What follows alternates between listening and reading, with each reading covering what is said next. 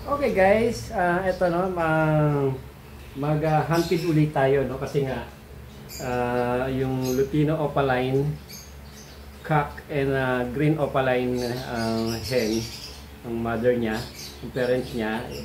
So gusto ko na siya magpahinga at least almost 1 month. Ipapahinga ko siya para naman siyempre magkaroon ng lakas kasi isa-isa na lang inaanak niya, no? So kaya i-hunted ko na yung anak niyang green opaline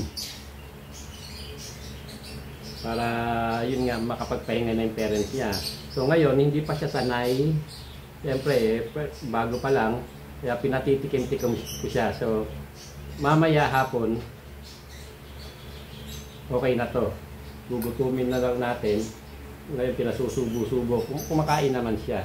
So yun po no, sa mga gusto mag-hunted, mahirap pero masarap ang feeling kasi nga magiging maamo siya sa akin. Kasi itinatame ko na siya. Yun.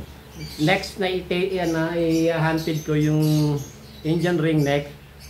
I think dalawa lang ang nilabas niya, ang pinisa.